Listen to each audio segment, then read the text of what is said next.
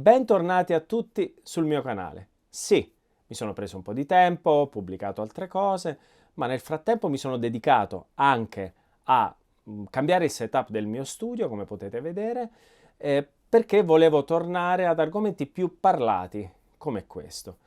Nel frattempo ho pubblicato video aerei realizzati col drone, mi sono occupato molto di musica, pubblicando Heartbeats in collaborazione con Have Audio, o la mia versione di In the Hall of the Mountain King di Edvard Grieg, il classico del compositore norvegese, realizzato in collaborazione con Mickey Di Bono.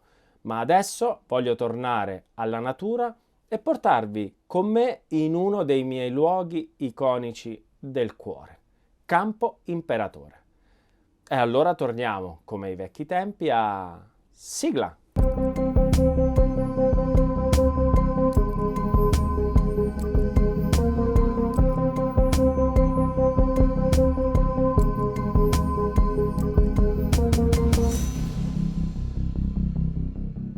Dovete sapere che Campo Imperatore rappresenta per me l'esaltazione del sublime, un altopiano circondato da montagne altissime, le più alte del sud Europa.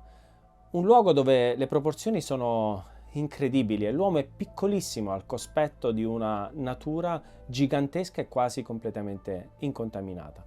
Quando ho bisogno di staccare, raggiungo Campo Imperatore e mi immergo nel suo silenzio e sono probabilmente un uomo nuovo.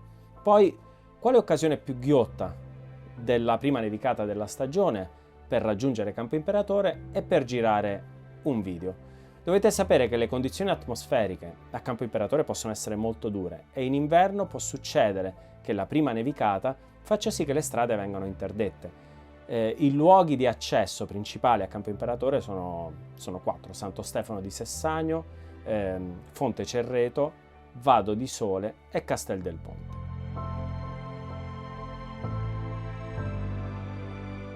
Credo di aver fotografato e ripreso Campo Imperatore più o meno con qualunque tipo di condizione atmosferica, prendendo più o meno tutti gli angoli possibili e immaginabili, ma credo di non averla mai ripresa e fotografata con la prima nevicata, quindi non posso lasciarmi sfuggire questa occasione.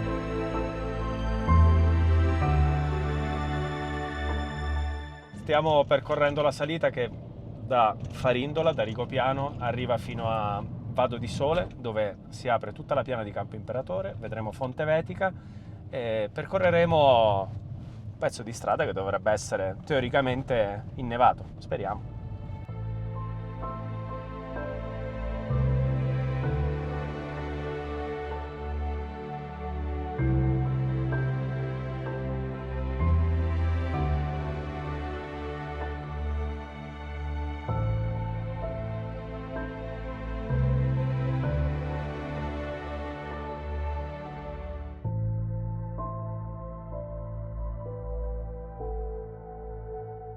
Sono i momenti che mi fanno comprendere il significato della natura per noi esseri umani.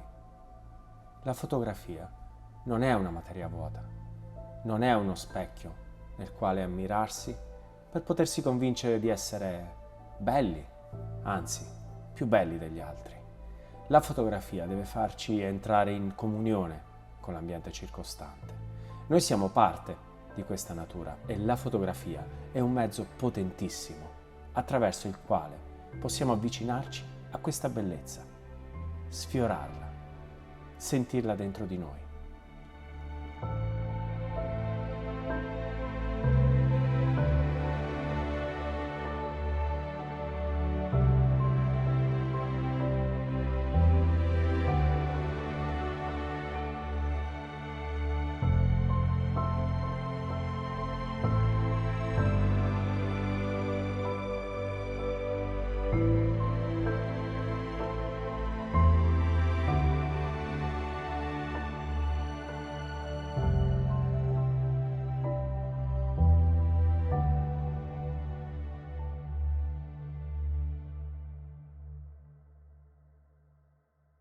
Adesso arriva il momento più spettacolare, quindi vi porto in volo insieme a me.